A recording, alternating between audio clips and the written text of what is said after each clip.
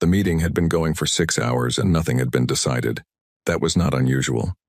The Galactic Concord had been holding meetings like this for 300 years. And in 300 years of meetings, the main thing the Concord had gotten very good at was the meeting itself. The talking, the presenting of data, the formal expressions of concern, the unanimous votes to form smaller committees that would later hold their own meetings. Delegate Oren Vey had attended 412 of these sessions. He had the posture of someone who had been sitting in the same chair for a very long time and had made peace with it. His 6 limbs were folded neatly. His cartilaginous face flat and gray and smooth in the way of his people. The Thylon showed nothing. He had learned long ago that showing nothing was the correct expression for a Concord chamber. It meant you were listening. It meant you were serious. It meant you were not, at this moment, thinking about the fact that 6 star systems had been consumed by the Keth Empire in the past 11 years, and the Concord had responded with 412 meetings. The speaker at the front of the chamber was a Solvani data archivist. She was tall, pale green, and she had been talking for 40 minutes about historical voting records. Her display showed a long column of numbers, 312 years of Concord session logs. Every vote cast by the human delegation, cataloged and color-coded by category: yellow for trade negotiations, blue for territorial disputes, green for diplomatic resolutions. There was almost no red. Red was for military action. The human delegation had voted for military action twice in 312 years.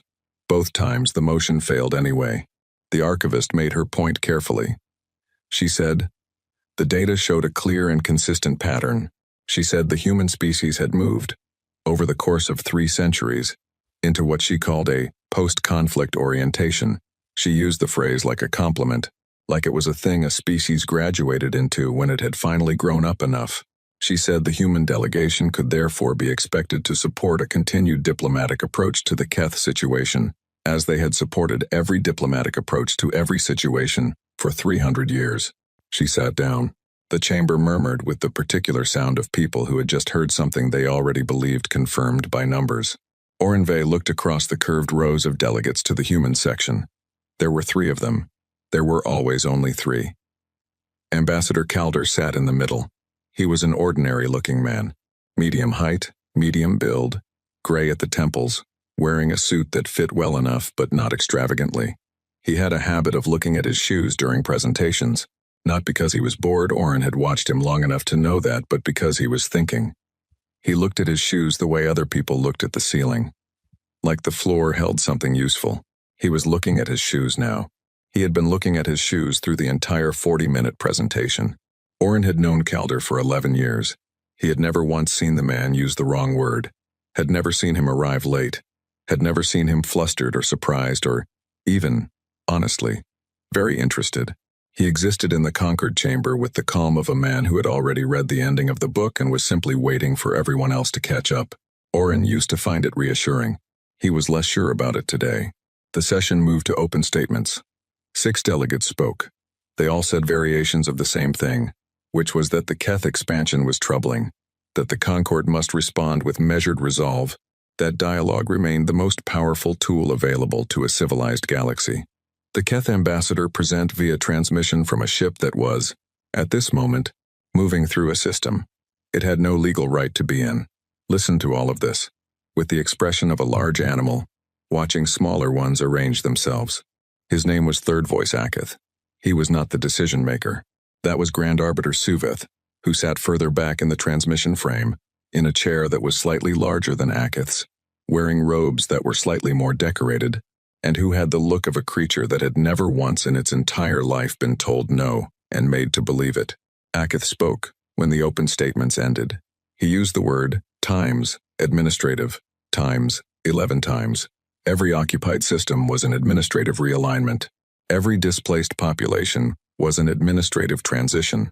Every destroyed station was an administrative incident under review. The Keth were very good at paperwork.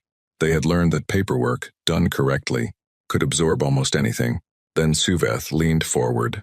He spoke directly. He did not use diplomatic softeners or Concord formal language.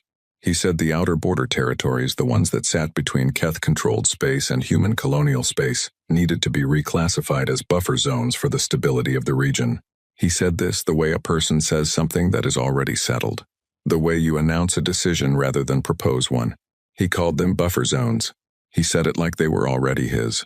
The chamber went into the particular silence of a room full of people who are surprised but are performing not being surprised. Several delegates began typing. Several others exchanged looks. The Solvani archivist, still seated near the front, let her display quietly go dark. Oren watched the human delegation. Calder looked up from his shoes. It was a small thing. A simple thing. He raised his head and looked at the transmission image of Suveth, and his expression did not change, not the eyebrows, not the set of the jaw, not the line of the mouth, and he said, in a voice that was perfectly moderate and perfectly clear, "We'll see what we can do." That was all. The session moved on. More statements. A proposal to send a formal letter of concern. A vote to form a subcommittee. The ordinary machinery of a Concord meeting turning its ordinary wheels. But Oren kept thinking about those 6 words. We'll see what we can do. They were nothing words. Filler words. The kind of thing you said when you wanted to fill silence without committing to anything. He had heard Ambassador Calder say them before. In smaller rooms. About smaller things. He had never quite noticed, until now, that Calder said them with the same tone every time. Not evasive. Not polite. Patient. Like a man who already knew what could be done and was simply not ready to tell you yet. The corridor outside the main chamber had high ceilings and long windows that looked out over the orbital station's exterior dock. Ships came and went in the dark outside. Mostly, Solvani freighters. A Thylan diplomatic shuttle. The usual traffic of a Concord session week. Oren caught Calder at the water station near the exit. The ambassador was pouring himself a glass of something clear.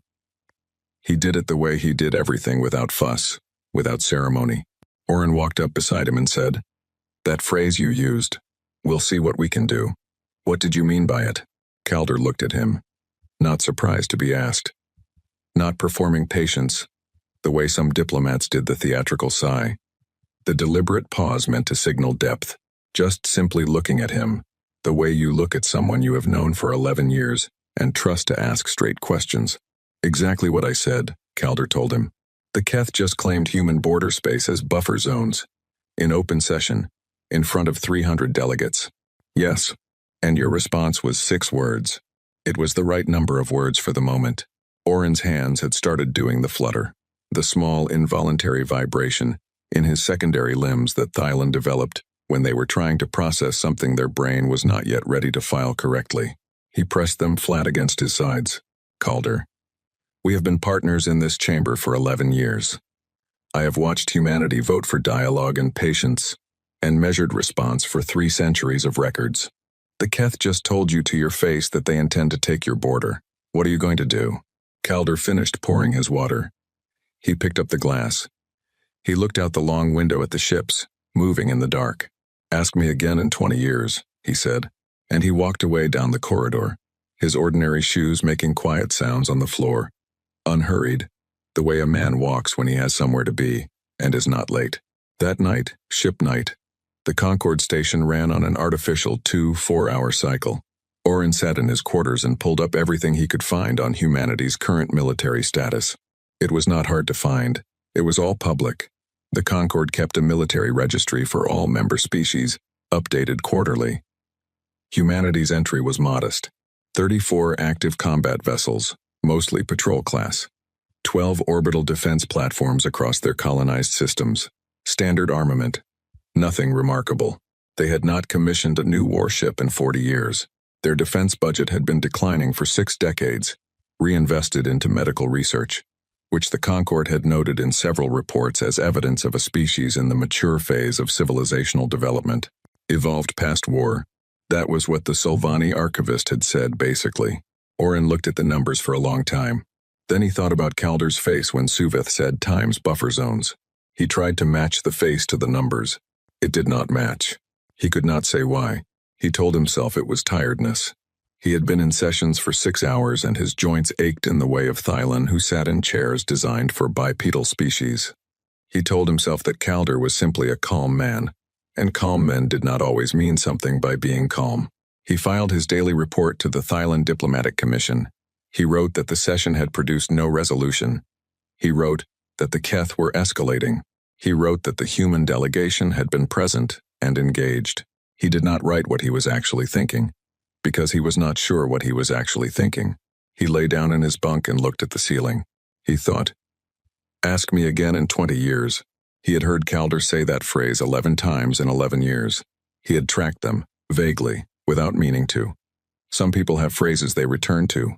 Verbal furniture, things they carry because they are comfortable. Oren had assumed that was what it was. He had not, until tonight, thought to count how long Calder had been saying it. He pulled up his personal correspondence archive.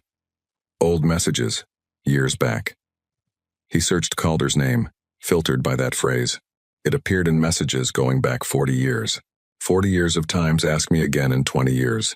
Said to different people, in different rooms, about different things, always in the same tone, always with the same patience.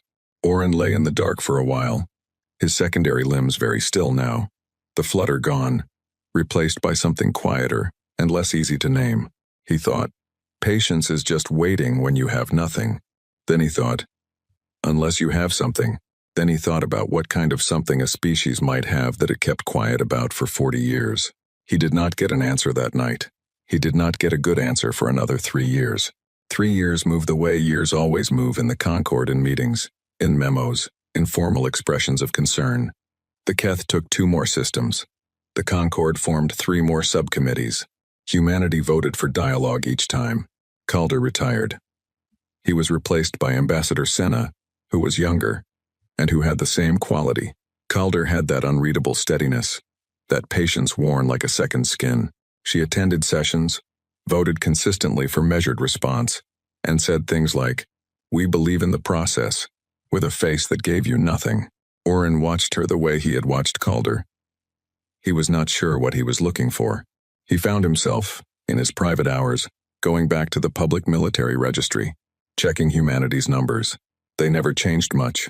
Patrol ships, defense platforms, a modest fleet by any standard. Nothing that explained the look on Calder's face, or now Senna's face, when the Keth said things that should have terrified them. He started, very quietly, asking questions, not official questions. He had been in diplomacy long enough to know that official questions about military matters went through 17 layers of bureaucracy and came back as non-answers dressed in formal language. He asked the kind of questions you asked over meals, in corridors, in the small talk at the edges of sessions. He asked a Solvani analyst who specialized in human affairs whether she thought humanity was genuinely pacifist or whether it was strategy. She said genuinely pacifist, without hesitation. The data was clear, she said. The data was 300 years of voting records. He asked a Velhari military theorist whether there was any known scenario in which a species could project false military data to the Concord registry. The theorist laughed at him, not unkindly. Invented the whole fleet, you mean? 300 years of fake entries? Nobody has the patience for that, he said. And what would be the point? You'd have to actually build something eventually for it to mean anything. Oren nodded and said yes. Of course. He was just thinking out loud. He thought about the word times eventually. He thought about what eventually meant to a species that had been saying times ask me again in 20 years, times for 4 decades. He thought about Jupiter. He had done a standard diplomatic tour of the human solar system 8 years ago as part of a Concord cultural exchange. They had not gone near Jupiter. The tour guide, pleasant, thorough, full of historical facts about the human home system, had explained that Jupiter's deep magnetosphere was not safe for civilian vessels at that time due to ongoing atmospheric research. Atmospheric research. Oren had written it down in his tour notes. He had not thought about it again until now. He pulled up his tour notes. Atmospheric research, he had written. He stared at those 2 words for a long time. Then he filed them next to times. Ask me again in 20 years. Times and times. We'll see what we can do. Times. And the face of every human ambassador he had ever watched sit quietly in a Concord chamber while something terrible was said. Something was in there. A pattern. A shape he could not quite see the edges of. 3 weeks before the Keth Ninth Vanguard crossed into human border space and disappeared, Oren ran into Ambassador Senna at the water station outside the main chamber. He had taken to positioning himself there. It was a habit now. She poured her water. She looked at him with Calder's eyes, that particular human look of knowing more than is being said. He asked her, directly, "Are you afraid of the Keth?" She considered the question. "No," she said. "You should be. They have taken 8 systems. They have the largest active fleet in this region of the galaxy. I know what they have," she said. Simple. Flat. Not dismissive. Certain. He looked at her. She looked at him. She was drinking her water without hurrying. "What do you have?" he asked. She smiled. It was a small smile. Not warm, not cold, not proud. The smile of someone who has been carrying a very large and very heavy thing for a very long time and can finally see the table where they are going to put it down. She didn't answer him. She walked away down the corridor, her shoes quiet on the floor. 3 weeks later, the Ninth Vanguard crossed the border, and then the galaxy stopped being what it had been. The Ninth Expansion Vanguard had never lost a ship. That was not a boast. It was a fact. The same way the mass of a star is a fact, or the temperature of a furnace. The Ninth had been operational for 63 years. It had participated in 11 territorial expansions, 4 forced colonial absorptions, and 1 full planetary siege. It had emerged from all of them intact. Its commander, Fleet Lord Greveth, kept the record on a small metal plate mounted beside his operations console. 63 years. Not one hull lost. He looked at that plate every morning. Not from pride. Exactly. From the same reason a builder looks at a wall he constructed to confirm it is still standing, that the work was real, that it holds. The crossing into human border territory was not classified as a military operation. It had a different name. In the official Keth expansion registry, it was logged as a navigation survey, Class 4, a standard procedure used when the Empire needed to assess a region for future administrative integration. Class 4 surveys happened all the time. They sent a fleet, rather than a single ship, because the region was large.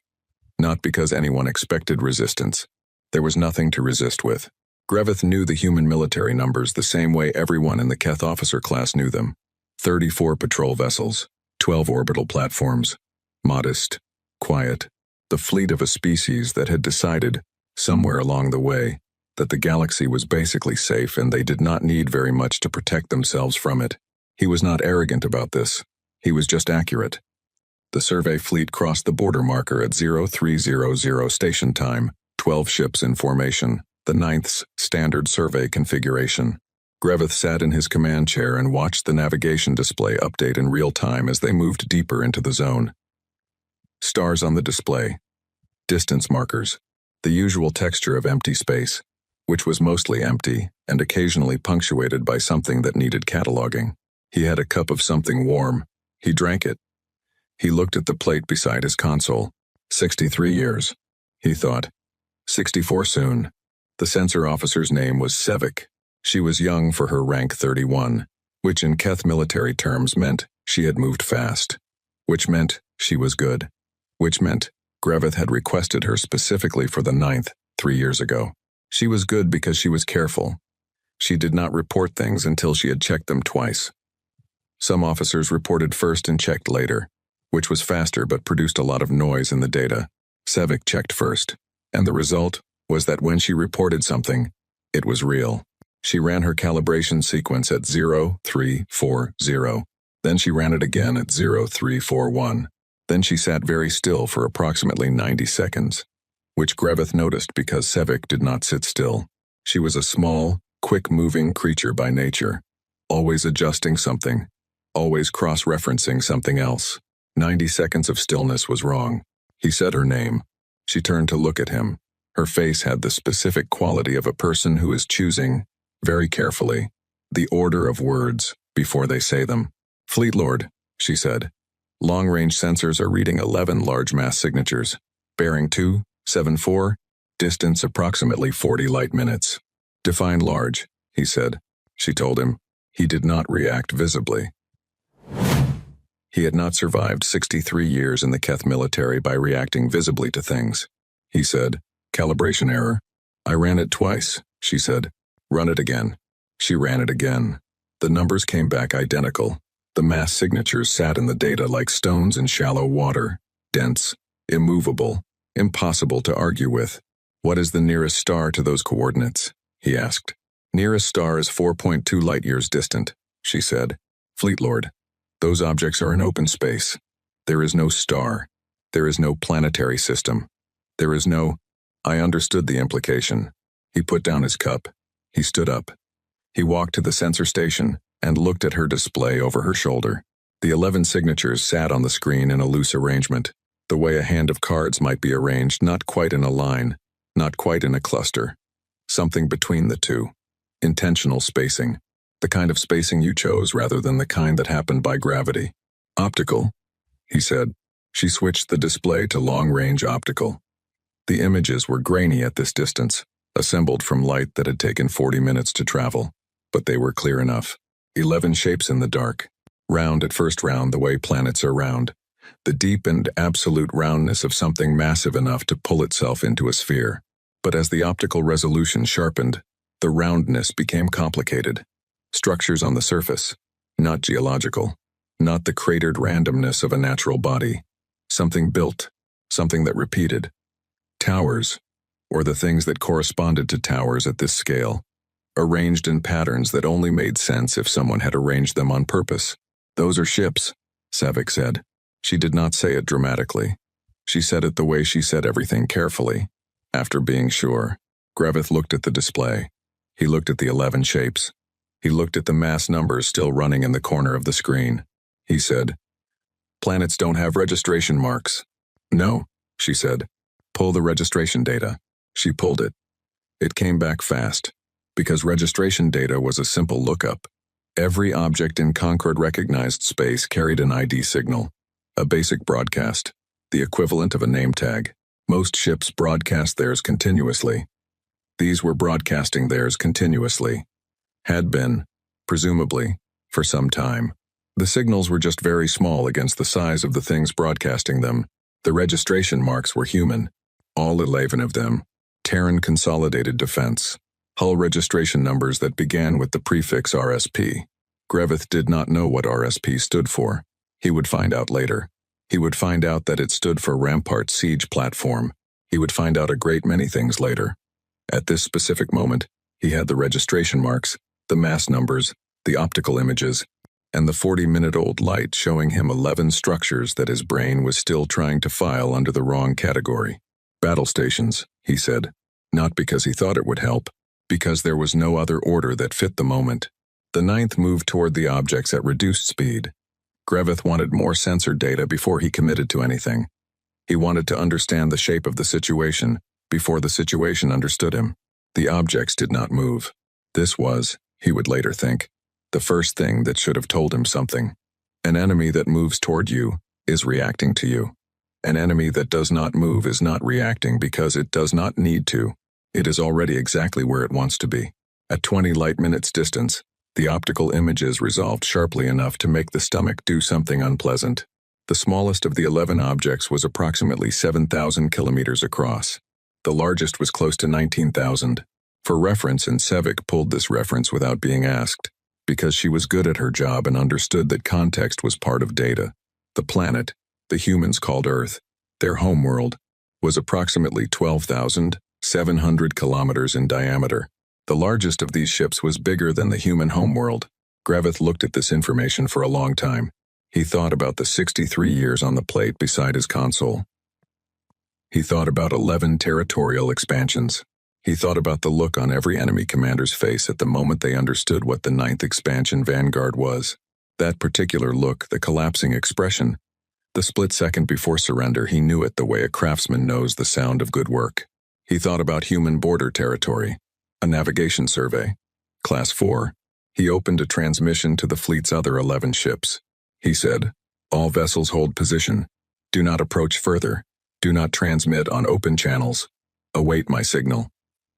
Oh, he closed the transmission. He looked at Savick. She was already looking at him. He said, "How long would something that size take to build?" She opened her mouth, closed it. He could see her doing the maths in real time. which was not really maths. There were too many unknowns, too many variables, but the approximation, the broad and terrible approximation, decades, she said, at minimum, depending on materials, workforce, technology. For all 11, she stopped. Say it, he said. A century, possibly 2. Fleetlord, you would need to hollow out moons. You would need entire planetary cores for the raw material. You would need to build inside something inside a gas giant's shadow, inside a magnetosphere strong enough to mask the construction signatures, or the Concorde's long-range surveys would have. She stopped again. Jupiter, Greveth said, and Saturn, and possibly others. Their colonial systems, some of those gas giants are large enough, magnetically active enough. If you knew what you were doing, if you had been planning it long enough. Greveth said nothing for a moment. Then, the Concorde has been doing long-range surveys of human space for 300 years. Quarterly mineral surveys, standard atmospheric readings, traffic monitoring. Yes, Sevik said. But the survey protocols were written before anyone had built a mass displacement field strong enough to mask a structure that size. The Concorde surveys weren't looking for this. Nobody wrote the protocol to look for this because nobody thought. She did not finish the sentence. Nobody thought anyone would do this. Nobody thought any species had the patience to do this. The first power spike registered at 0447. It came from the largest of the 11 objects, the one the registration data listed as RSP-01, immovable. The power signature bloomed on the sensor display like a flower, opening very fast in time-lapse, bright and sudden, and structured, not random, deliberate. The specific electromagnetic fingerprint of a weapon system drawing power, which Sevik recognized because she had seen it on every Keth warship she had ever served on, and because some things look the same no matter what size they are. The scale was different. The scale was the problem. The RSP-01's weapons power draw was equivalent to the entire combined output of all 12 ships in the 9th Expansion Vanguard. Combined. Running. Everything. All at once. That was one weapon. On one ship. Of 11. Fleetlord, Sevik said. Her voice was exactly what it always was. Careful. Precise. The voice of someone who checks twice before she speaks. Greveth had always found it steady. A good sound in a difficult moment. Recommend immediate course reversal. And he was already composing the emergency transmission to the Concorde. He was composing it in his head, finding the right words, the formal language of an official report, the structure that would make someone who was not here understand the weight of what was here. He thought about those words for 11 seconds. He had a talent for words. It was one of the reasons he had made Fleetlord. He could not find the right ones. He typed. In the end, in plain language without the formal headers, there are 11 of them. Human registration. Each one is the size of a world. They are powered and armed, transmitting full sensor telemetry now. We are. The carrier signal died. Not cut. Not blocked in the usual sense of the word. The transmission simply stopped having anywhere to go. The deep space relay they had been routing through was there one moment and then producing no response the next, which was not the same as being destroyed but which meant the same thing in practice. Sevik turned from her console. Her face was doing something he had not seen it do before. Not fear, exactly. Not the obvious kind. The kind that looks like a person suddenly understanding the actual size of a room they thought was smaller. Fleetlord, she said. They've been watching us since we crossed the border. He knew that. He had known it since he saw that the objects were not moving. How long until, he started. The 11 shapes moved. Not fast. Not the darting urgency of a ship in a fight. The way a door opens. The way a tide moves. The unhurried, absolute motion of something too large to need to hurry. Moving because it has decided to move. And the decision was made a long time before this moment. All ships, Greveth said. The last data packet transmitted by the 9th Expansion Vanguard was 17 seconds of sensor telemetry. 11 objects moving in the dark. Mass numbers that were still wrong. Even now, even knowing what they were still wrong the way a number is wrong when your brain will not accept it as real. Power readings that made the display throw a calibration warning because the software did not have a scale large enough in its standard range. 17 seconds. Then the carrier signal became static. Then the static ended too. Orenve was in his quarters when the data packet arrived at the Concorde relay station. He was not asleep. though it was ship night. He had not been sleeping well for 3 years. He had developed a habit of sitting at his desk in the dark, reading old reports, looking for the shape of the thing he could not name. His console chimed.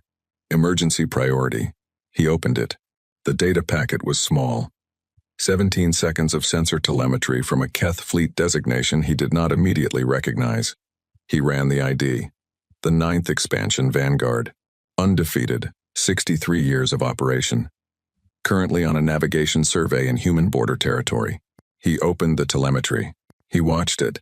He watched it again. By the third viewing, his secondary limbs were doing the flutter hard, uncontrolled, nothing like the managed tremble he usually kept it to. He pressed them flat, and they would not stay flat. By the fourth viewing, he was not looking at the 11 shapes anymore. He was looking at the timestamps. The registration marks were human.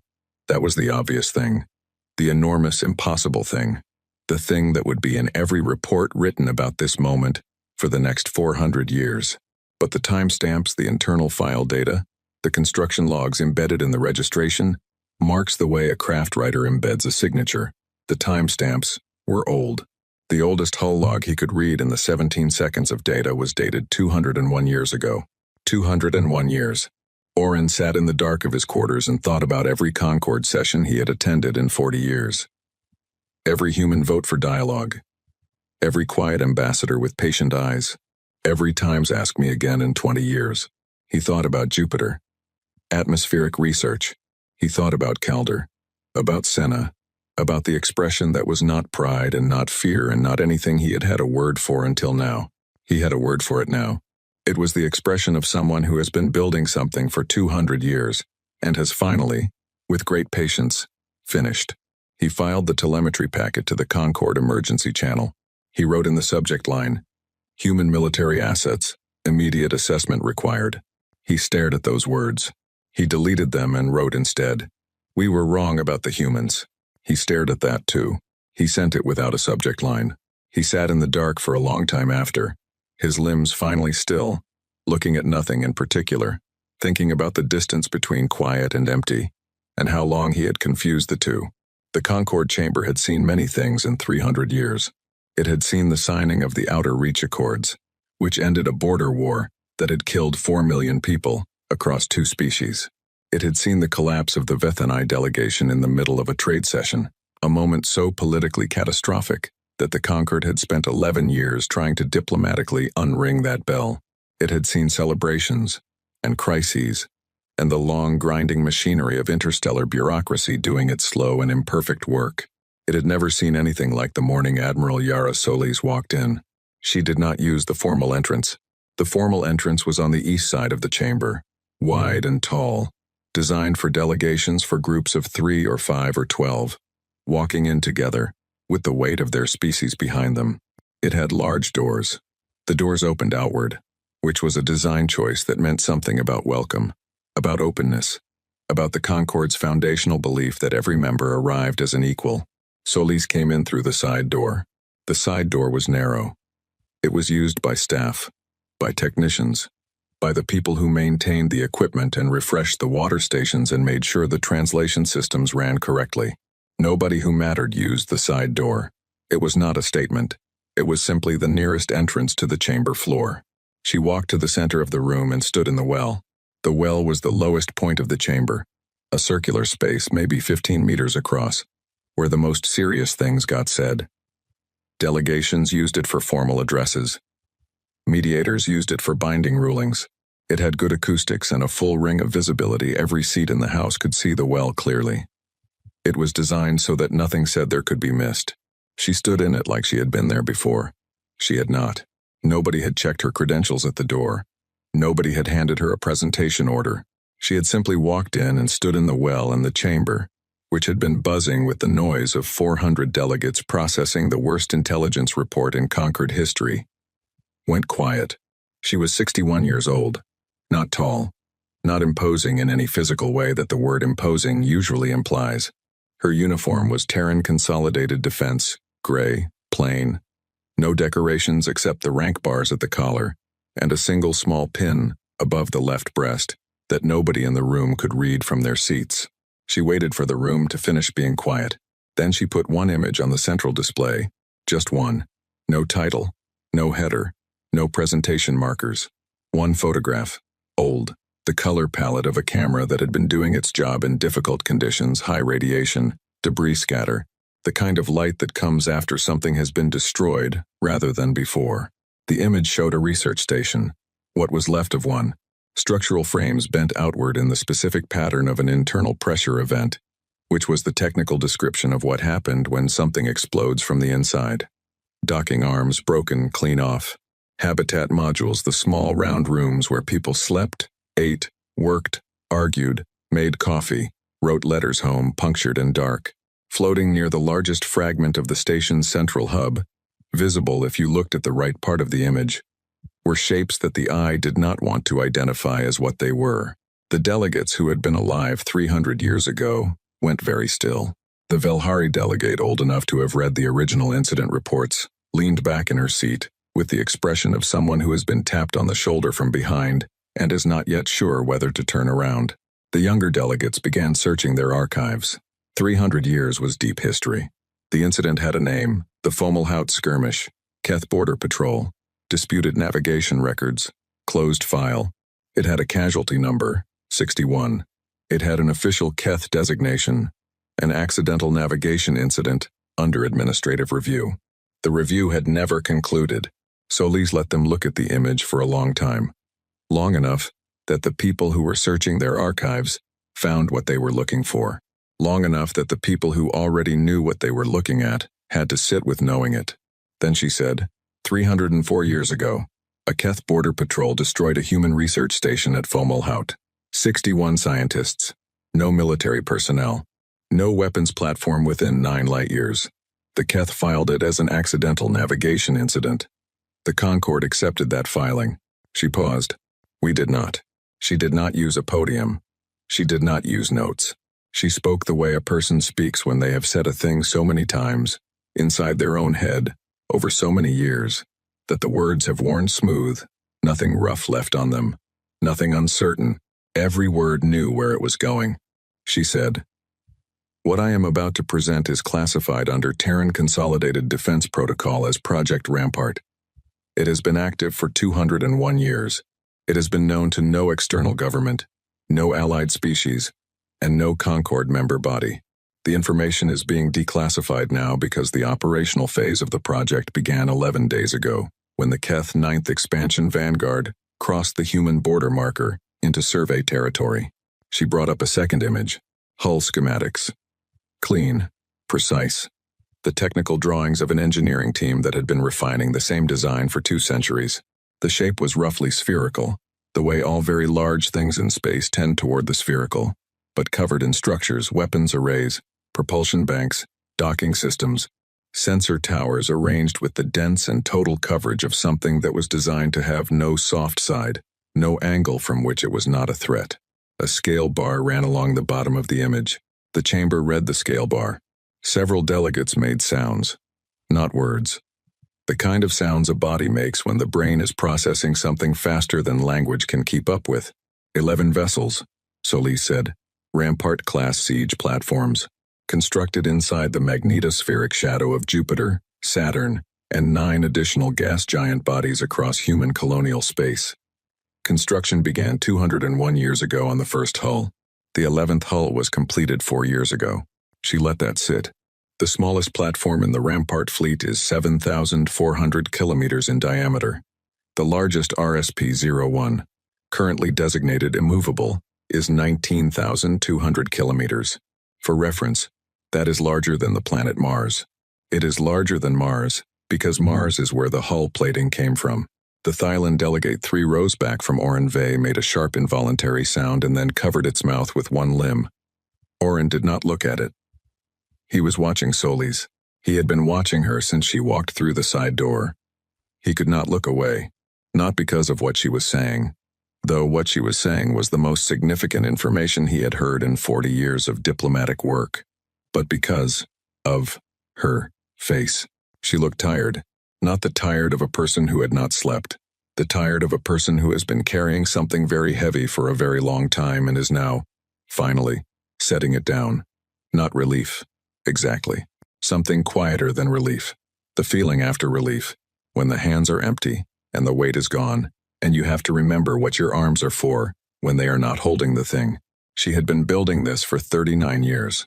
Oren found that out later, not in the chamber, but afterward, in the public record that the Terran government released alongside the technical briefing. Admiral Yara Solis, born Cascadia Coast, Earth. Propulsion engineering degree, age 22.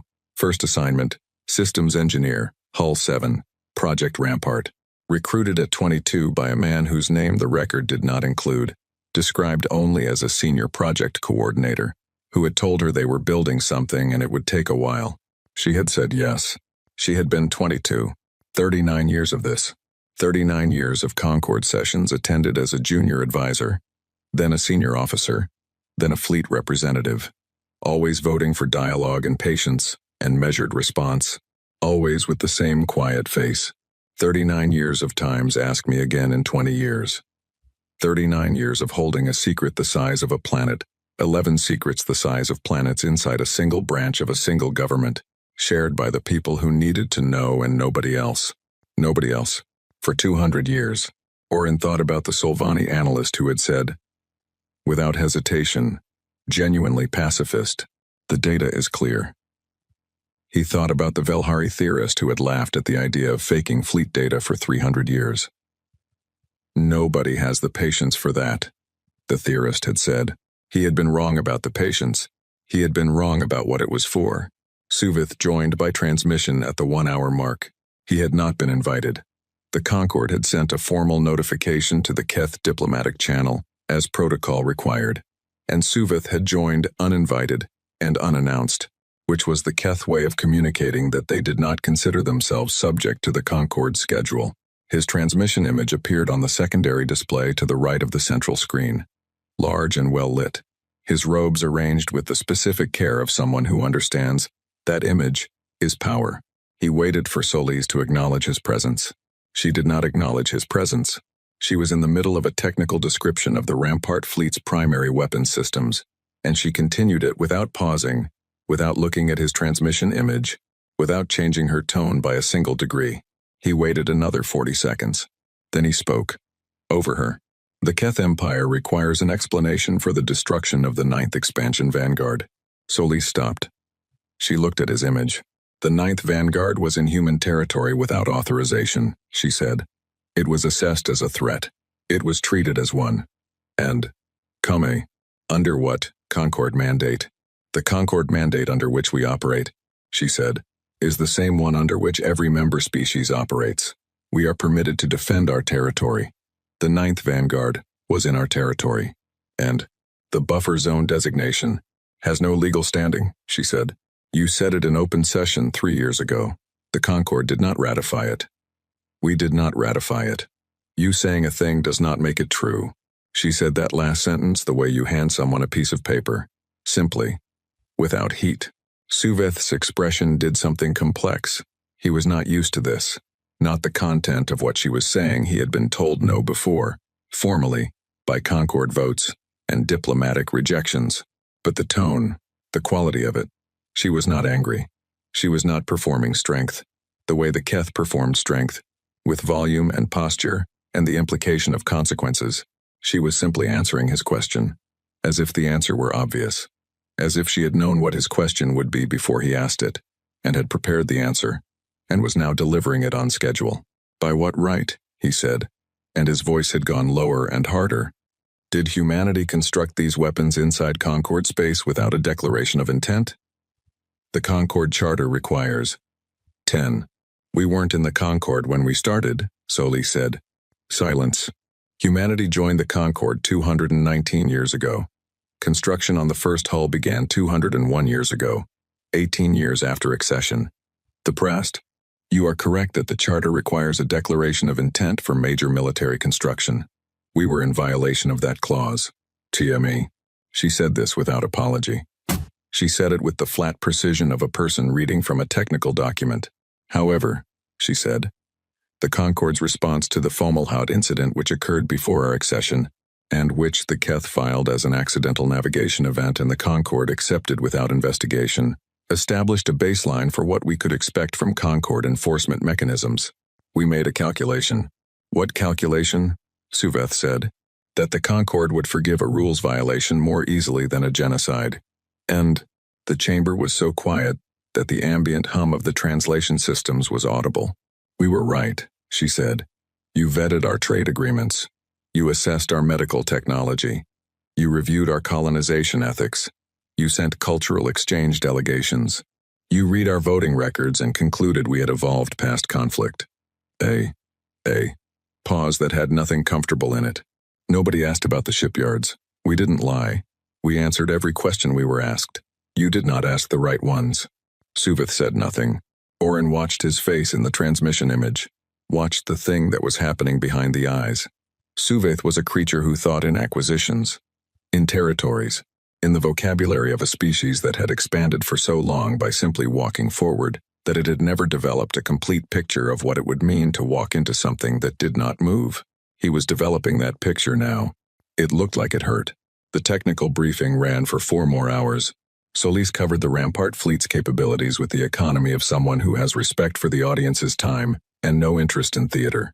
Weapons range, propulsion specifications, hull integrity under sustained bombardment, which was a calculation they had run many times and which produced numbers that the Concord's military analysts would spend 3 weeks checking and then confirming. The platforms could not be destroyed by any weapons system currently in operation in this region of the galaxy. Not because they were invincible in some absolute sense, but because destroying one would require a concentration of firepower that no single empire possessed, and doing that kind of damage to something 19,000 kilometers across would take time, and the 11 platforms would not give anyone time. She covered the manufacturing history, the gas giants, the techniques developed specifically to mask construction signatures from the Concorde standard survey systems, a branch of physics mass displacement field theory that humanity had invented and kept internal to the project for 160 years. She said it plainly. They had invented a physics discipline and told nobody. For 160 years. At the 5-hour mark, she took a single question from the floor. The Velhari delegate asked, "Why now? Why reveal this now?" Solis looked at her. "Because the Keth crossed the border," she said. "And because we are done waiting for the Concorde to handle something the Concorde has been failing to handle for 11 years. And if the Keth had not crossed the border?" Solis thought about this for a moment. A real moment, not a performed one.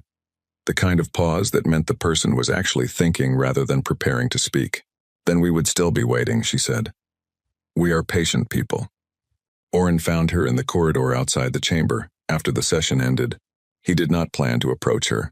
He was moving toward the exit, toward the transit bay, toward his quarters, toward the private space where he could sit with everything he had just heard, and try to build it into a shape he could carry. But she was standing near the water station. Of course, she was near the water station. Of course it was there, and she was alone. And he stopped. She looked at him. She knew who he was.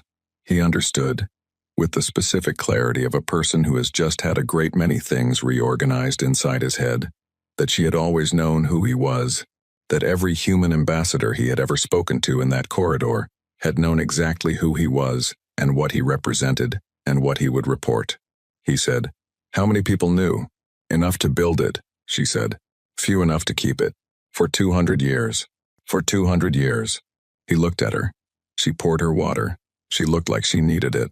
"The Fomalhaut photograph," he said. "You opened with that." "Yes." "Why? You had the technical data. You had the fleet. You could have opened with the fleet." She drank her water. She was quiet for a moment. "Because I wanted them to understand the order," she said. "The photograph came first. The fleet came after. That's the correct sequence. If you show the fleet first, it looks like aggression. If you show Fomalhaut first, it looks like what it is." "What is it?" he asked. She looked at him with the tired, settled face of a woman who had spent 39 years answering a question that everyone else had stopped asking. "An answer," she said. She set her glass down and walked back toward the chamber, unhurried, the way a person walks when the worst of the work is done, and what remains is only the long necessary work of finishing it. Oren stood at the water station alone. He thought about 61 names. He thought about 200 years. He thought about the size of a thing you had to build to make 61 names mean something to an empire that had filed them as an administrative incident. He did not pour himself any water. He walked to his quarters and sat down in the dark and started writing the report that he already knew would be the most important document of his career, and possibly of his life. And he did not know yet how to begin it, so he simply wrote the first true thing he could find. We were wrong about the humans. He looked at that sentence. He left it. It was, he thought, the right number of words for the moment. The Keth did not surrender after the 9th Vanguard disappeared. That surprised some people in the Concord. Not many of the people who had studied Keth history knew that the Empire had never once, in 600 years of recorded expansion, responded to a military setback by stopping. It responded by escalating. It was the only move it knew. When something pushed back, you pushed harder, because the alternative was to acknowledge that something existed which could push back, and the Keth strategic doctrine had no filed category for that. So they escalated.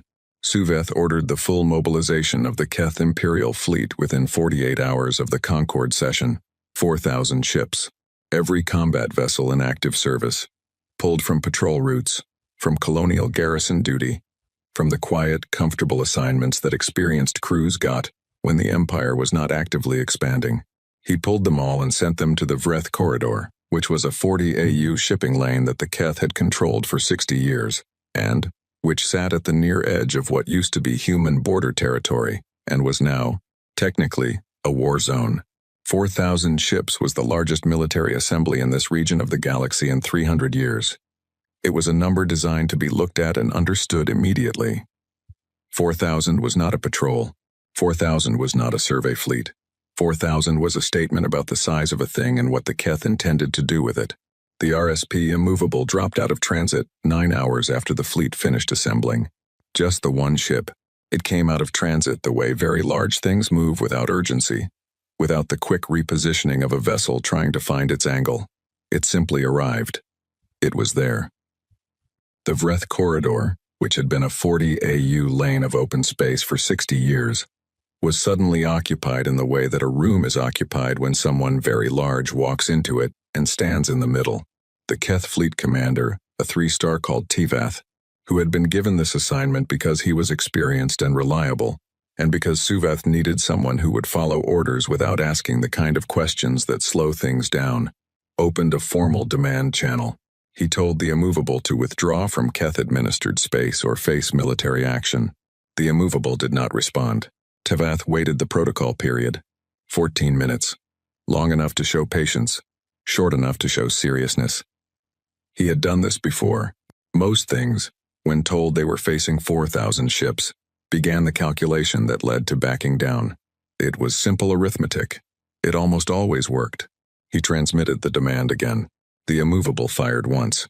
The weapon's discharge lasted approximately 3 seconds. It was not a beam, exactly not the focused point energy weapon that most species used at this scale. It was broader than that. It behaved more like weather than like a weapon, like a pressure front moving across a surface. Except the surface was space, and the pressure was enough to restructure it. The Vreth Corridor stopped existing, not the ships in it. The corridor itself, the stable gravitational lane that had made this particular stretch of space valuable for 60 years, the reliable path through a region of moderate gravitational complexity that had been the reason the Keth wanted this territory in the first place. The Immovable's weapons discharge destabilized the gravitational geometry of the lane so completely that what had been a clean navigational path became impassable debris field. It would take, the Concord's astrophysicists estimated later, approximately 400 years to restabilize naturally. The Keth lost no ships in this exchange. They lost the reason they had wanted the corridor. Tevath stared at his sensor display for a long time after this. He was not a man given to dramatic reactions. He had reached 3-star rank by being steady under pressure, by thinking clearly when things were loud and moving fast. He thought clearly now. He looked at what remained of the Vreth Corridor and he thought, this ship, fired once, and removed 60 years of strategic value from the map in 3 seconds. He transmitted his damage assessment to Suveth. Suveth's response arrived 12 minutes later. It said, advance. Test the reload interval. Tevath sent 600 ships. He did not want to. He was a man who had reached 3-star rank, partly by knowing when a situation had changed shape and needed a different kind of response. But Suvath had given a direct order, and direct orders from the Grand Arbiter were not suggestions, and so Tivath sent 600 ships and watched his sensor display and waited. He was testing the reload interval because the logic was sound on its face. A weapon that large, that powerful, drawing that much energy, it could not be ready again immediately. There had to be a recovery period. A window. 6 seconds, 60 seconds, 6 minutes. It did not matter very much which it was. What mattered was whether the window existed, because if it existed, then it could be exploited. And if it could be exploited, then 4,000 ships became a meaningful force again, rather than a very expensive audience. The immovable fired again at 6 seconds. 6 seconds after the first shot ended, it fired again. Different target. Same result. A Keth patrol formation of 40 ships not destroyed, moved. Shoved sideways out of their formation by a force that treated 40 warships the way a large wave treats debris on a beach, repositioning them without particular interest in where they ended up. No ships destroyed. The Keth would realize later that this was deliberate, that the rampart platforms, in the opening phase, were not trying to destroy ships. They were demonstrating there is a difference between a weapon that cannot discriminate and one that chooses not to. And the immovable was showing Tevath's fleet. And through Tevath, Suvath, and through Suvath, the galaxy which kind it was. The reload interval was 6 seconds. Tevath transmitted this to Suvath. He also transmitted his recommendation, which was immediate withdrawal and diplomatic engagement. He wrote it plainly. He said, "We are not in a fight. We are in a demonstration. The other side is showing us what it can do without doing all of it. And what it can do is enough." He sent it and waited. Suvath's response took longer this time. 22 minutes. Tevath counted them. The response did not address the recommendation. It ordered Tevath to identify vulnerabilities in the enemy platform's hull structure and prepare an assault plan for the full fleet. Tevath read the order. He thought about 6 seconds. He prepared the assault plan because he had been given a direct order, and he transmitted it to Suvath. And in a separate encrypted channel, he transmitted a private message to his second-in-command, telling her that, if anything happened to him in the next engagement, she was to take the fleet and reverse course immediately, and not wait for orders to do so. Then he waited to see what Suvath would do with the assault plan. While Tevath waited, the Concord received a transmission from the Rampart Fleet Command. It was addressed to the full Concord membership and to the Keth diplomatic channel simultaneously. It was from Admiral Solis. It was 4 paragraphs long. The first paragraph stated that the Terran Consolidated Defense had begun active military operations against the Keth Empire in response to 304 years of unresolved aggression, beginning with the Fomalhaut incident and continuing through 8 illegal territorial annexations. The second paragraph stated that the Rampart Fleet's operational objective was not territorial. Humanity was not claiming any Keth systems. It was not seeking reparations of land. The third paragraph listed the terms under which operations would cease. All occupied territories returned to their original governing bodies. Full financial reparations to all displaced populations. A public accounting in the Concord record of every Keth territorial action for the past 300 years, with the Fomalhaut incident listed first, with all 61 names attached. The fourth paragraph said that, until these terms were met, the Rampart Fleet would continue operations. It said this, without any particular emphasis, the way you state a fact about weather. The Concord read this transmission several times in the hours after it arrived. Several members immediately began drafting responses. Several proposed emergency sessions. Several contacted the Keth diplomatic channel to encourage urgent compliance before the situation escalated further. The Solvani archivist who had given the presentation about humanity's voting record 3 years ago read the 4 paragraphs and then sat at her desk for a while, not doing anything in particular, looking at the middle distance. She had spent 15 years studying humans. She had written a well-regarded paper about their post-conflict orientation. She thought about that paper. She thought about the word orientation. She thought about whether she had meant it the way it turned out to be true. She had not. The war lasted 7 months. It was not, technically, a war. It never produced a formal declaration of war, which the Concord Charter required before any action could be given that designation. The humans did not file one because they were not asking the Concord's permission. The Keth did not file one because filing one would mean acknowledging that they were losing it. It was called, in the Concord's official documentation, an armed engagement of unresolved status, which was the kind of name that only a body very good at meetings could produce for something that killed people and ended in a surrender. In those 7 months, the Rampart fleet destroyed no planets, no civilian stations, and no inhabited structures of any kind. This was not an accident. The targeting protocols had been written into the platform software 200 years ago, when the project was first designed. Humanity had spent 2 centuries building weapons capable of geological damage and had programmed them, at the foundational level, not to use that capability on anything with people in it. The Keth found this confusing. They were accustomed to a certain logic of war, which was that the side with the larger weapon used it to its full potential. Restraint, in Keth military doctrine, was a thing you showed from a position of relative weakness, to avoid losing too much while negotiating. It was not something you showed from a position of total dominance. It did not make sense from that position. It made sense to humans. The platforms moved through Keth-adjacent space in the 2nd month, not attacking, simply present. The site of a structure 19,000 kilometers across holding position above a Keth colonial world did not require explanation. It was the explanation. 3 of the 7 Keth core systems went into what Tevath's reports called voluntary compliance, which was a military term for the thing a population does when it looks up at the sky and performs the relevant arithmetic. No shots fired at those 3 systems. Just presence. Just the long, patient fact of the thing sitting there.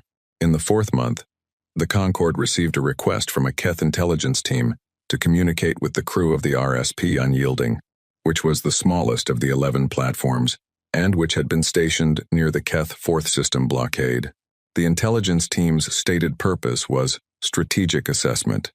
Their actual purpose, which was legible to anyone reading the request carefully, was to find a human who was demoralized, to find the crack in the thing, to find the person who was tired, or scared, or having doubts, and use that person as a lever. The Unyielding connected them to its general communications channel. The crew member who answered was Lieutenant Priya Ose, 28 years old, born in Lagos, Earth. 6 years into her posting on the Unyielding, she answered from what appeared to be a break room. She was eating a sandwich of some kind. She had a cup of something beside her and she picked it up while the Keth intelligence team was introducing themselves and took a long drink from it without appearing to consider this impolite. The intelligence team told her, in formal language dressed in diplomatic softeners, that they were interested in understanding the human crew's perspective on the ongoing conflict and whether there was openness to discussing alternative resolutions. Priya Ose finished chewing. She said, "You mean do we want to stop?" They said, carefully, that they were open to exploring the conditions under which both sides might find a path toward mutual de-escalation. She said, "Our conditions are in the letter Admiral Solis sent in month 1. They haven't changed. Has something on your end changed?" The intelligence team said that the Keth Empire remained committed to its territorial positions. She said, "Then I'm not sure what we're talking about." She took another drink. "You're welcome to keep trying, though. I've got nowhere to be." The intelligence team filed a report after this conversation. The report said the interaction suggested high morale and strong ideological commitment among human crew personnel, and that psychological pressure tactics were unlikely to be effective, given apparent complete alignment between individual crew members and command objectives. One analyst on the team, younger, quieter, someone who had spent 3 years studying human cultural history before joining the intelligence service, added a marginal note on the filed copy of the report. The note said, "I don't think this is ideology. I think this is just what they're like." He did not submit that note through official channels. He kept his copy. He took it out, sometimes in the years after the war ended, and looked at it. He thought it was the most accurate intelligence assessment he had ever produced. In the 6th month, Suveth made contact with Solis directly, not through Tevath, not through the Concorde channel, not through any of the formal diplomatic structures that had been running in parallel with the military engagement. He contacted her through a private channel, flagged as Grand Arbiter, personal communication, which in Keth protocol meant it was not to be recorded or distributed. Solis recorded it. She distributed it to the Concorde after the armistice. She noted in the cover document that she had informed Suveth at the start of the call that she would do this, and that he had continued the call anyway, which she said she found interesting. He did not call it a surrender offer. He called it a mutual recognition of strategic reality. He used formal language and the careful structure of a Keth high caste communication, all the vocabulary of a civilization that had been in charge for so long that even its retreating sounded like advance.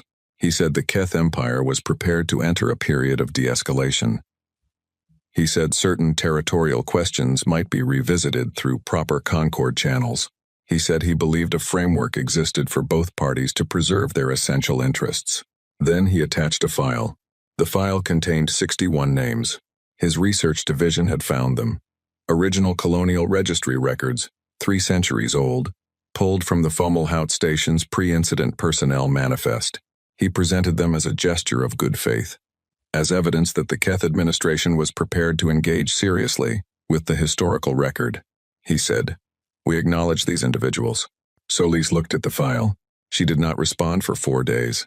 The Keth read this as deliberation, as the necessary processing time for a significant diplomatic development.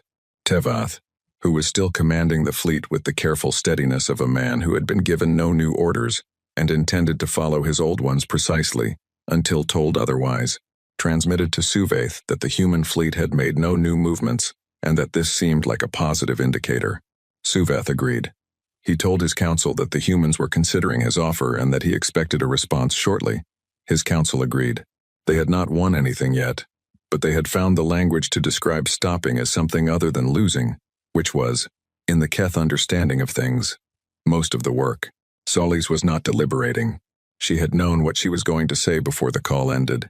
She needed 4 days to be alone with 61 names without being an admiral about it, without the rank in the project and the 200 years and the 11 platforms sitting in the dark, to sit somewhere quiet and read the names and let them be what they were, which was 61 people who had been somewhere cold and far from home, doing work they believed in, and had not come back. She read each one. She said each one out loud, once, into the quiet of her private quarters on the Immovable's residential level, where the walls were plain and the light was low and there was no one to report to and nothing to present. Then she put the file away. She called Suveth back on the 5th day. She said, "Your terms are not our terms. Our terms have not changed." He said, "What do the humans want from this? You are not claiming territory. You are not seeking to govern. What is the point of all of this if not, we already have what we want," she said. Which is, she looked at something off screen. He could not tell what. The recording captured only her face, which was the tired, settled face of a woman at the end of a very long job. "The Concorde has a public record," she said. "Everything that goes through Concorde channels stays there, permanently. Your filing of the Fomalhaut incident is in that record. The closed review is in that record. Your votes, your borders, your decisions, 300 years of them. When we file the counter record, the full accounting of every action, starting with 61 names that goes in too, permanently. Whatever happens next, whatever the Keth does or doesn't do, those names are in the record. They are no longer an administrative incident, under review." Suveth said nothing. "That's what we have," she said. "That's what we came for." He was quiet for a long time. Then he said, "And the territorial demands? The reparations? Those are for the people you displaced, not for us. Fix what you broke. We'll verify that you fixed it. Then we'll leave." He wanted to ask something else. She could see it on his face, the thing he could not ask through official channels, the thing that did not fit the vocabulary of a grand arbiter. He wanted to ask whether it was really about 61 names, whether a species had truly spent 2 centuries building 11 planet-sized warships, because an administrative review never concluded. She would have told him yes. She would have said, "We are patient people, but we do not forget, and the 2 things together are more dangerous than you knew." He did not ask. He agreed to full terms 31 days later. Every occupied system returned. Full reparations filed with the Concorde. The public accounting published in the Concorde record with Fomalhaut listed first and all 61 names in the opening paragraph, and underneath them, without comment, the names of every person lost in 7 months of engagement on both sides. The list was longer than 61 now. Solis read every name on the new edition, too. She read them the same way out loud. Once, in the quiet of her quarters. Then she filed her operational closeout report, which was 14 pages of technical summary and 2 sentences of personal statement, and she went to the observation deck of the immovable and looked out at the stars for a while, and she thought, the theory was wrong, but the answer was right, and she was not sure what to do with the distance between those two things. She stood there for a long time. She did not reach any conclusions. She went to bed. The Concorde documentation mission was Oren Vey's idea. He had proposed it 3 weeks after the armistice was signed, in a written memo to the Concorde's Cultural and Historical Commission, which was the body responsible for maintaining the official record of significant events. The memo said that the Rampart fleet represented the most consequential military development in this region of the galaxy in 3 centuries, and that the Concorde had both an institutional obligation and a historical duty to document it properly. It said that proper documentation required direct access. It said that a senior diplomatic representative should be permitted to visit the fleet, tour the facilities, and produce a first-hand account to sit alongside the technical briefings and sensor data that already existed in the record. The commission approved it in 48 hours, which was fast for the Concorde. Oren suspected they approved it quickly because nobody else wanted to go. He understood that. He had watched the reactions in the chamber when Solis put up the scale diagram. He had watched the involuntary sounds people made when they read the measurement bar. There was a specific kind of vertigo that came from encountering something that broke your sense of proportion, not just surprised you, but fundamentally altered the spatial grammar you used to understand the world. Most of the delegates were still processing that vertigo from a comfortable distance. They were not in a hurry to stand next to the thing that caused it. Oren wanted to stand next to it. He was not sure why, exactly. He was 63 years old, and had spent 4 decades in diplomatic work that had trained him to understand things at a remove, through reports, through briefings, through the mediated language of formal communication. He had been understanding the Rampart fleet at a remove for 3 weeks now. The understanding sat in his head like a fact he had memorized without quite believing. He needed the thing itself. He needed to put his body in proximity to it and let his body confirm what his mind kept questioning. The Terran Consolidated Defense approved his request in 6 days. He boarded his transit vessel, a Thailand long hauler, the same class he had traveled in for 40 years, reliable and comfortable, and sized for a species with 6 limbs, and a strong preference for having enough room, and set out for the coordinates where the Rampart fleet was holding station. He had been in transit alongside the immovable for 6 hours before the briefing materials told him the ship had come into sensor range. He went to the viewport. The immovable filled it. Not partially, not mostly, completely. All 6 viewports on the long hauler's observation deck, 4 to aft, top to bottom. The immovable filled every one of them, as if the glass had been painted over with a surface that was gray and structured, and went on in every direction past the edge of sight. Oren stood at the main viewport and looked, and his brain kept trying to resolve what it was seeing into something it already had a category for. A wall, a cliff face, a very large station. It kept failing. The scale defeated every comparison before the comparison could finish forming. He had known the number. 19,200 kilometers. He had read it many times. He had looked at diagrams. He had seen the Concorde scale model, which was itself the size of a building, and had been constructed specifically to help member species process the proportions. None of that was the same as this. He stood at the viewport for a long time. He thought, there are people inside that. People who ate sandwiches and slept and had opinions about things. People who had gotten up every morning for years and gone to their stations and done their work inside something that, from the outside, looked like geology. He thought, and none of them told anyone. He had to sit down after a while. Not because he was frightened, though there was something in the vicinity of fear moving around in his chest. Because his legs had decided that standing required more confidence than he currently had access to. Solis met him at the docking collar. She was in her uniform, plain gray, the same as always. She looked like herself, which was to say she looked like a woman who had put down something very heavy not long ago and was still deciding what to do with her hands. She looked slightly more tired than the last time he had seen her, which he had not thought was possible. She shook his hand. The human gesture. He had learned it decades ago and performed it without thinking. Her grip was firm and brief. She said, "How was the transit?" He said, "Long." She nodded. She turned and led him into the ship. The corridor was wide enough to fit a parliament building. He knew this because the Thailand Parliament building was a structure he had walked through many times, and as he walked through the Immovable's main access corridor, he found himself automatically measuring it against that familiar interior, the way the brain uses known spaces to calibrate unknown ones. The Parliament building's grand hall, the central space that tourists visited, that school groups had their photographs taken in, that had appeared in the background of 1,000 official government images, would have fit in this corridor without touching the walls, with room on both sides. With room on both sides.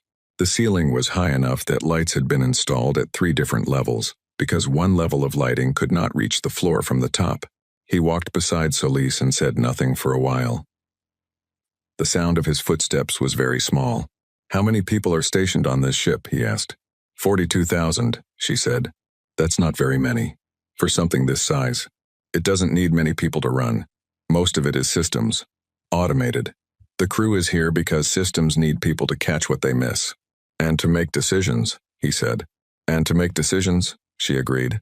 They walked. The corridor branched and rebranched. She led him with the ease of a person navigating a space they knew in their bones, not thinking about the route, just going. He watched the walls as they moved. The construction of this ship had consumed the core of a planet. He was walking through the result of that consumption. It felt like the inside of a mountain that had been given purpose, that had been organized into rooms and systems and corridors, because someone had decided that the raw material of a world could be made into something that moved. He thought about the people who had built this, not the engineering teams, the idea. The person, 200 years ago, who had stood somewhere and thought, "We need to build something that cannot be answered," and had not announced it, had not filed it with the Concord, had not sought permission or approval or consensus, had simply begun. "Can I ask you something?" he said. "You're here to ask things. When you were 22, when you were first recruited, did you understand what it was going to be?" She walked for a moment before answering. "I understood it was big," she said. "I understood it was long. The man who recruited me said we were building something that would take a while." She paused.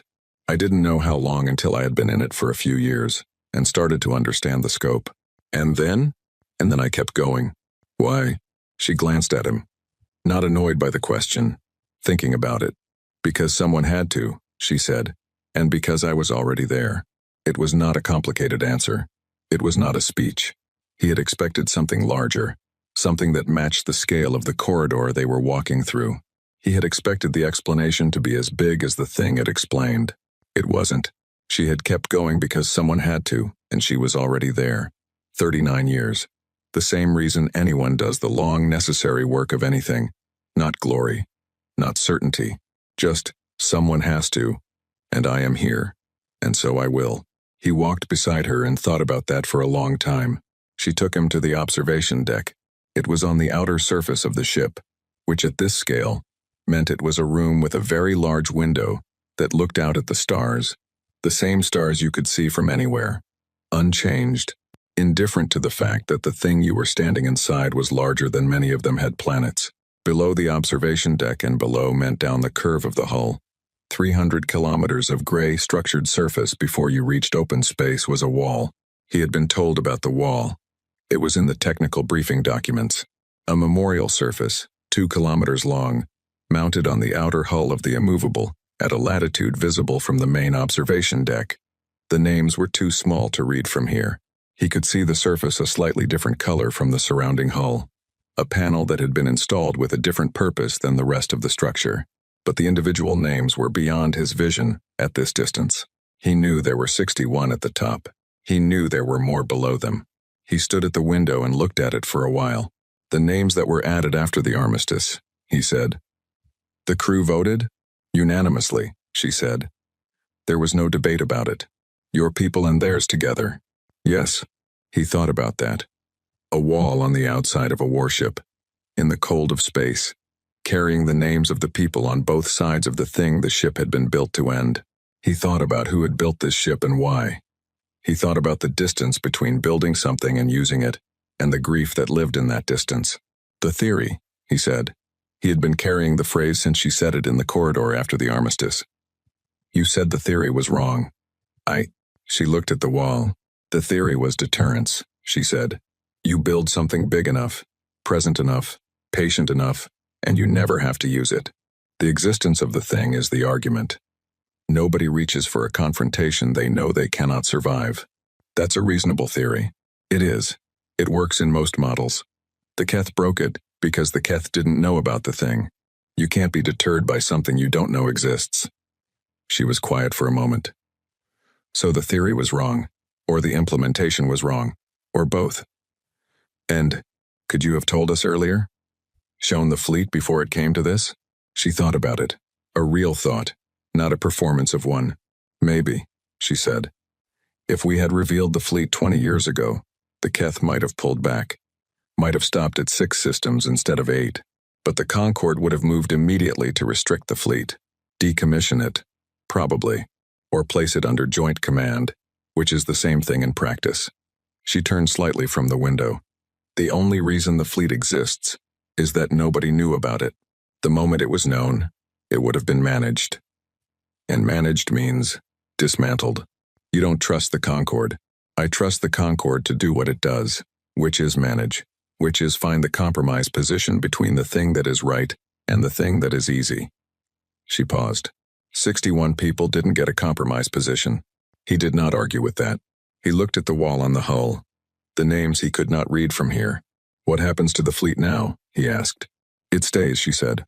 The platforms stay. We're not decommissioning them. The Concorde will want a great many things, she said. We'll see what we can do. He heard Calder's voice in it. The same tone. The same patience. The phrase that had followed him through 40 years of corridors and water stations and now stood here with him inside the largest weapon ever constructed in this part of the galaxy. And it meant the same thing it had always meant. We know more than we are saying. We are moving towards something. Ask us when we're ready. He turned away from the window. He looked at her. She was still looking at the hull wall, at the small rectangle of different color, 300 kilometers below them, that he could not read from here. Are you glad it's over? He asked. She thought about that for a long time. I'm glad it's done, she said. Those aren't the same thing. He waited to see if she would say more. She did not. She kept looking at the wall. He understood that he was not going to get more than that. Not because she was hiding something, but because that was all there was. Glad it was done. Not glad in the way of a victory. Not proud in the way of a person who has been proved right. Just the quiet and complicated feeling of a thing being finished that needed to be finished, which is its own kind of peace and its own kind of grief, and the two are not always easy to separate. He stayed at the window a while longer. Then he went to the room he had been assigned to crew quarters, a small plain room with a bunk and a desk and a viewport that looked out at the stars. And he sat at the desk and opened a blank document and started writing. He wrote for 3 days. The technical summary came first. It was thorough and careful, and he was a good diplomat, and it showed in the work structured, cited, precise. The kind of document the Concorde's Historical Commission could file and reference and quote informal contexts for the next 4 centuries. Then he wrote the military assessment. Then, the geopolitical forecast.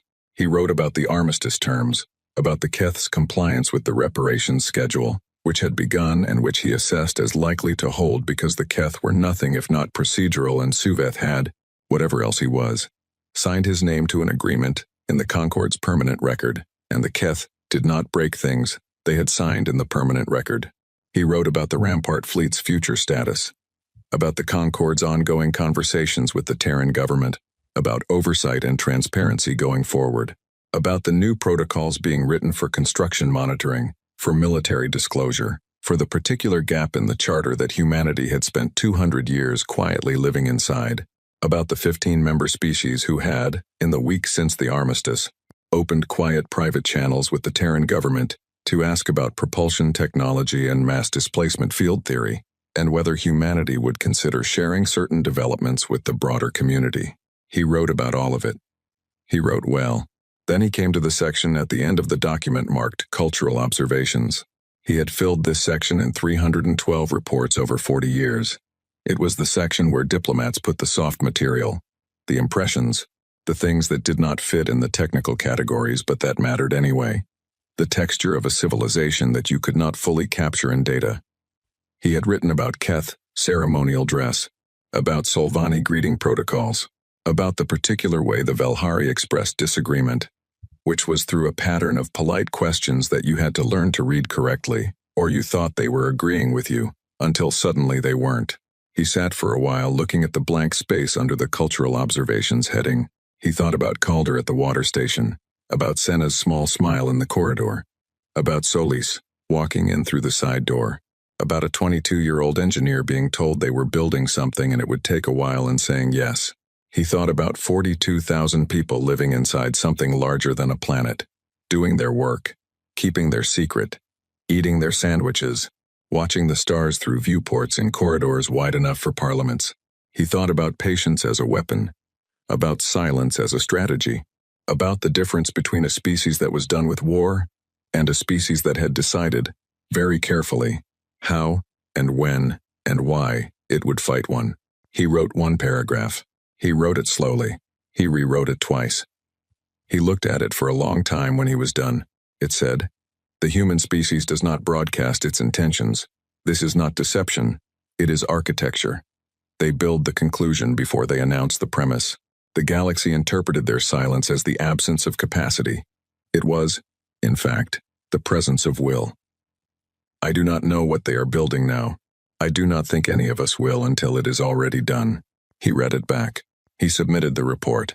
He closed his document and sat for a while at the desk in his small plain room, looking out the viewport at the stars that went on past seeing in every direction, unchanged and indifferent. The same stars that had been there when 61 people died at Fomalhaut. The same stars that had looked down on 200 years of quiet work in the shadows of gas giants.